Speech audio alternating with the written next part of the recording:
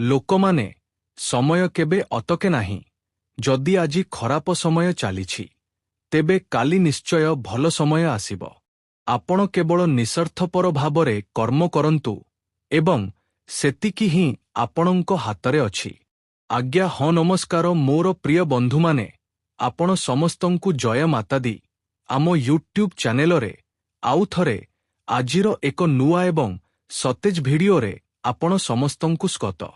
ବନ୍ଧୁମାନେ, ଏବେ ସେହି ସମୟ ଆସିଯାଇଛି ଯେତେବେଳେ ଆପଣଙ୍କ ଭାଗ୍ୟ ଗର୍ଜନ କରିବ। ଏପର୍ଯ୍ୟନ୍ତ ଆପଣ ନିଜ ଜୀବନରେ ଯାହା କିଛି ସହିଛନ୍ତି, ଯାହା କିଛି କଷ୍ଟ ଭୋଗିଛନ୍ତି, ତାହାର ଅନ୍ତ ଏବେ ଆରମ୍ଭ ହୋଇସାରିଛି। ଆଜ୍ଞା ହଁ ମୋର ପ୍ରିୟ ବନ୍ଧୁମାନେ, ମୁଁ ଆପଣଙ୍କୁ କହିବାକୁ ଚାହୁଁଛି ଯେ ଯେଉଁ ଯନ୍ତ୍ରଣା ଆପଣ ନିଜ ଛାତି ଭିତରେ ଲୁଚାଇ ରଖିଥିଲେ, ଯେଉଁ ଲୁହ ଆପଣ କାହାକୁ ନ ଦେଖାଇ ବାହାର କରିଥିଲେ, ସେସବୁ ଏବେ ରଙ୍ଗ ଆଣିବାକୁ ଯାଉଛି। ଆପଣଙ୍କ ଭାଗ୍ୟ ଏବେ ଆଉ ଚୁପ୍ ରହିବ ନାହିଁ। ଏବେ ସେ ନିଜେ ଚାଲି ଚାଲି ଦୁନିଆକୁ ଜବାବ ଦେବ। ଏହାର କାରଣ ବହୁତ ଗଭୀର। ଯେତେବେଳେ ଆପଣ ଭିଡିଓକୁ ଶେଷ ପର୍ଯ୍ୟନ୍ତ ଦେଖିବେ, ସେତେବେଳେ ଆପଣ ସବୁକିଛି ଜାଣିପାରିବେ। ଆଜ୍ଞା ହଁ ମୋର ପ୍ରିୟ ବନ୍ଧୁମାନେ, କହିବାକୁ ଚାହୁଁଛି ଯେ ଯେତେବେଳେ ମଣିଷର ଆତ୍ମ ସମ୍ପୂର୍ଣ୍ଣ ଭାବେ ଭାଙ୍ଗିଯାଏ, ଯେତେବେଳେ ତାକୁ ଲାଗେ ଯେ ଏବେ ଆଉ କିଛି ବାକି ନାହିଁ, ସେତେବେଳେ ହିଁ ଭଗବାନ ହସ୍ତକ୍ଷେପ କରନ୍ତି। ସେତେବେଳେ ହିଁ ପରମାତ୍ମାଙ୍କ ଚମତ୍କାର ହୋଇଥାଏ। ଆପଣଙ୍କ ସହିତ ମଧ୍ୟ ସେମିତି ହିଁ ହେଉଛି। ଆପଣ ନିଜ ଜୀବନରେ ବହୁତ କିଛି ସହି ସାରିଛନ୍ତି, ବହୁତ କିଛି କଷ୍ଟ ଭୋଗି ସାରିଛନ୍ତି, କିନ୍ତୁ ଏବେ ଭଗବାନ ନିଷ୍ପତ୍ତି ନେଇଛନ୍ତି ଯେ ଆପଣଙ୍କୁ ଆଶ୍ୱସ୍ତି ଦିଆଯିବ। ଆଜ୍ଞା ହଁ ବନ୍ଧୁମାନେ, ଯେଉଁଦିନ ଲୋକମାନେ ଆପଣଙ୍କୁ ଦେଖି ଆଶ୍ଚର୍ଯ୍ୟ ହୋଇଯିବେ, ଯେଉଁମାନେ ଆପଣଙ୍କୁ ଦୁର୍ବଳ ଭାବୁଥିଲେ, ଯେଉଁମାନେ ଭାବୁଥିଲେ ଯେ ଏ ନିଜ ଜୀବନରେ କେବେ କିଛି କରିପାରିବ ନାହିଁ, ଏବେ ସେହି ଲୋକମାନେ ଆପଣଙ୍କ ଆଗରେ ମୁଣ୍ଡ ନୁଆଇବେ। ଆପଣଙ୍କ ନାମ ଚର୍ଚ୍ଚା ହେବ। ସେମାନେ ଆପଣଙ୍କ ପଛରେ ବୁଲୁଥିବାର ନଜର ଆସିବେ, କାରଣ ବନ୍ଧୁମାନେ, ଏବେ ଆପଣଙ୍କ ସମ୍ମାନ ବଢ଼ିବ। ଆପଣଙ୍କ ପରିଶ୍ରମ ଏବେ ବୃଥା ଯିବ ନାହିଁ, କାରଣ ମୋର ପ୍ରିୟ ବନ୍ଧୁମାନେ, ଆପଣ ନିଜ ଜୀବନରେ ବହୁତ ପରିଶ୍ରମ କରିଛନ୍ତି। ଆପଣଙ୍କର ପ୍ରତ୍ୟେକଟି ଝାଳ ଏବେ ମୋତି ହୋଇ ଆପଣଙ୍କ ଜୀବନରେ ବର୍ଷିବ। ଏବେ ସେହି ଦିନ ଆସିବାକୁ ଯାଉଛି ଯେତେବେଳେ ସକାଳୁ ଉଠିବା ମାତ୍ରେ ଆପଣଙ୍କୁ ଭଲ ଖବର ଶୁଣିବାକୁ ମିଳିବ। ଆପଣଙ୍କ ଘରେ ଚୁପଚାପ ବସିଥିବା ସେହି ଉଦାସୀନତାକୁ ଏବେ ବାହାର କରିଦିଆଯାଉଛି। ତା ସ୍ଥାନରେ ହସଖୁସି ଏବଂ କୋଳାହଳ ଆସିବାକୁ ଯାଉଛି। ଆପଣଙ୍କ ଘର ଏବେ ଧନଧାନ୍ୟରେ ଭରିଯିବ। ଗୋଟିଏ ନୁହେଁ, ଅନେକ ସୁଯୋଗ ଆପଣଙ୍କ ଦୁଆରରେ ଦସ୍ତକ ଦେବ। ଆଜ୍ଞା ହଁ ବନ୍ଧୁମାନେ, କହିବାକୁ ଚାହୁଁଛି ଯେ ଯେଉଁ ଘରେ କେବେ ପଇସାର ଅଭାବ ଚାଲିଥିଲା, ଏବେ ସେହି ଘରେ ମା ଲକ୍ଷ୍ମୀଙ୍କ ବାସ ହେବ। ଆଜ୍ଞା ହଁ ବନ୍ଧୁମାନେ, ଆପଣ ଯେଉଁଠି ହାତ ଦେବେ, ଯେଉଁ ଜିନିଷକୁ ନିଜ ହାତରେ ଛୁଇଁଦେବେ, ସେଠାରୁ ହିଁ ଲାଭ ମିଳିବା ଆରମ୍ଭ ହୋଇଯିବ। ବ୍ୟାପାର ହେଉ, ଚାକିରି ହେଉ କିମ୍ବା ଅନ୍ୟ କିଛି ହେଉ, ସବୁଠାରେ ଏବେ ଆପଣଙ୍କ ସଫଳତା ମିଳିବାର ଯୋଗ ବନୁଛି।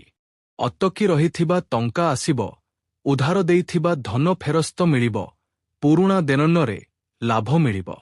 ଆପଣଙ୍କ କଥା ଏବେ ଭଗବାନ ଶୁଣିଦେଇଛନ୍ତି। ଆପଣଙ୍କ ପରାମର୍ଶକୁ ଗୁରୁତ୍ୱ ମିଳିବ, ଲୋକମାନେ ଆପଣଙ୍କୁ ସମ୍ମାନ କରିବେ। ଆଜ୍ଞା ହଁ, ବିଶେଷ କରି ସେହି ଲୋକମାନେ ସମ୍ମାନ କରିବେ ଯେଉଁମାନେ ଆପଣଙ୍କୁ କେବେ ବୁଝୁନଥିଲେ, ଯେଉଁମାନେ କେବେ ଆପଣଙ୍କୁ ମଜାକ ଉଡାଉଥିଲେ, ସେମାନେ ଏବେ ଲଜ୍ଜିତ ହେବେ। ସମାଜରେ ଆପଣଙ୍କ ନାମ ନିଆଯିବ। ଏବେ ଲୋକମାନେ ଆପଣଙ୍କ ସଫଳତାରୁ ପ୍ରେରଣା ପାଇବେ। ଯେଉଁ ସମ୍ପର୍କ କେବେ ଭାଙ୍ଗିବା ସୀମାରେ ଥିଲା, ଏବେ ସେହି ସମ୍ପର୍କ ମଜବୁତ ହେବ।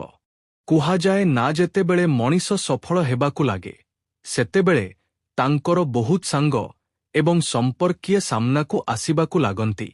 ସେହି ସମାନ କାହାଣୀ ଏବେ ଆପଣଙ୍କ ସହିତ ଘଟିବାକୁ ଯାଉଛି।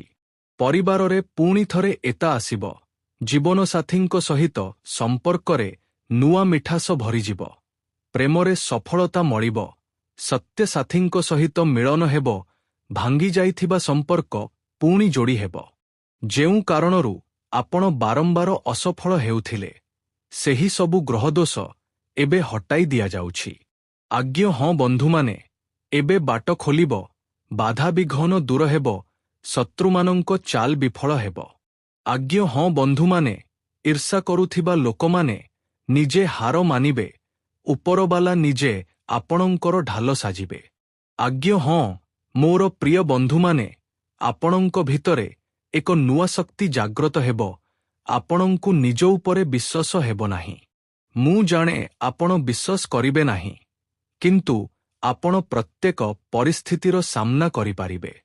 ପ୍ରାର୍ଥନାରେ ଶକ୍ତି ଅନୁଭବ ହେବ, ଧ୍ୟାନ ଏବଂ ଭକ୍ତିରୁ ଆପଣଙ୍କୁ ଶାନ୍ତି ମିଳିବ, ଭଗବାନଙ୍କ ସହିତ ଆପଣଙ୍କର ସମ୍ପର୍କ ଗଭୀର ହେବ। ଯାହା ବି ହେଉଛି ତାହା କୌଣସି ସଂଯୋଗ ନୁହେଁ, ବରଂ ଏକ ସ୍ୱତନ୍ତ୍ର ଯୋଜନା। ଭଗବାନ ଆପଣଙ୍କୁ ଏକ ବଡ଼ ଦାୟିତ୍ୱ ଦେବାକୁ ଯାଉଛନ୍ତି। ଆପଣ ଏକ ଉଦାହରଣ ସାଜିବେ, ଆପଣଙ୍କ କାହାଣୀ ହଜାର ହଜାର ଲୋକଙ୍କୁ ପ୍ରେରଣା ଦେବ। ଆପଣଙ୍କ ସଂଘର୍ଷର କାହାଣୀକୁ ଲୋକମାନେ ମନେ ରଖିବେ। ଆଜ୍ଞା ହଁ, ପ୍ରତ୍ୟେକ ଅନ୍ଧାର ରାତି ପରେ ଏକ ସୁନେଲି ସକାଳ ନିଶ୍ଚୟ ଆସେ, ବସ ମଣିଷ ନିଜର ଧୈର୍ଯ୍ୟ ହରାଇ ବସେ। ଯଦି ମଣିଷ ଥରେ ସଂକଳ୍ପ କରିନିଏ, ତେବେ ସେ କିଛି ବି କରିପାରିବ, କିନ୍ତୁ ଏମିତି କେହି କରନ୍ତି ନାହିଁ। କିନ୍ତୁ ଯିଏ ଏମିତି କରିନିଏ, ତାଙ୍କ ଜୀବନ ବଦଳିଯାଏ। ଆପଣଙ୍କର ମଧ୍ୟ ସେହି ସକାଳ ଆସୁଛି, ଯେଉଁ ସକାଳେ କେବଳ ଆଲୋକ ହିଁ ଆଲୋକ ଥିବ। ଆପଣ ଭାବି ମଧ୍ୟ ନଥିବେ ଯେ ଆପଣଙ୍କ ଜୀବନ ଏତେ ସୁନ୍ଦର ହୋଇପାରେ, କିନ୍ତୁ ଏବେ ତାହା ସତ ହେବାକୁ ଯାଉଛି।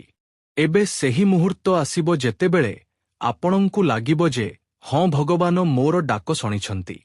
ଏବେ ଭଗବାନଙ୍କ ସାଥ ମୋ ସହିତ ଅଛି। ପ୍ରତ୍ୟେକ ଆଘାତର ମୂଲ୍ୟ ମିଳିବ, ପ୍ରତ୍ୟେକ ଲୁହର ଜବାବ ମିଳିବ। ଯେତେବେଳେ ଆପଣ ପଛକୁ ବୁଲି ଦେଖିବେ, ଗର୍ବ ଅନୁଭବ ହେବ ଯେ ଆପଣ ହାର ମାନିନାହାନ୍ତି।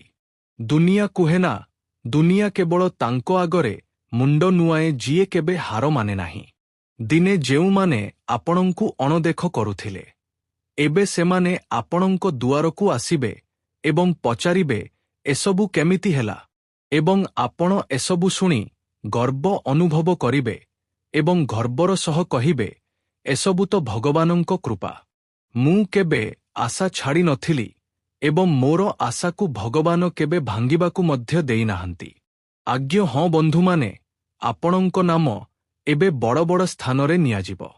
କୌଣସି ଛୋଟ ଆରମ୍ଭ ମଧ୍ୟ ଏବେ ବଡ଼ ସଫଳତା ଆଡ଼କୁ ନେଇଯିବ। ଛୋଟ ବ୍ୟାପାରରେ ମଧ୍ୟ ଲାଭ ହେବ, ଛୋଟ ଚାକିରି ମଧ୍ୟ ଉଚ୍ଚତାକୁ ଛୁଇଁବ। ଉପରବାଲା ଏବେ ଆପଣଙ୍କ ପ୍ରତ୍ୟେକ ପାଦରେ ସାଙ୍ଗରେ ଚାଲୁଛନ୍ତି। ତେଣୁ ଏବେ ଆପଣଙ୍କୁ ଡରିବାର କିମ୍ବା ଗଭରାଇବାର କୌଣସି ଆବଶ୍ୟକତା ନାହିଁ। ଆପଣଙ୍କ ଫୋନରେ କୌଣସି ମେଲ୍ କିମ୍ବା କୌଣସି ସାକ୍ଷାତକାରରେ ଏକ ବଡ଼ ଖୁସି ଖବର ଲୁଚି ରହିଛି। ଏକ ସମାଚାର ଆପଣଙ୍କ ଭାଗ୍ୟ ବଦଳାଇ ଦେବ। କୌଣସି ପୁଣା ସମ୍ପର୍କରୁ ଲାଭ ମିଳିବ, ଅଜଣା ସ୍ଥାନରୁ ସାହାଯ୍ୟ ମିଳିବ। ଜ୍ୟୋତିଷ ଶାସ୍ତ୍ର ଅନୁଯାୟୀ ଆପଣଙ୍କ ଗ୍ରହ ଏବେ ଅନୁକୂଳ ହୋଇସାରିଛନ୍ତି। ଶନିଦେବଙ୍କ 7.5 ଶେଷ ହୋଇଛି। ଗୁରୁ ଏବେ ଆପଣଙ୍କୁ ଆଶୀର୍ବାଦ ଦେଉଛନ୍ତି। କୁଣ୍ଡଳୀରେ ରାଜଯୋଗ ସକ୍ରିୟ ହୋଇଯାଇଛି।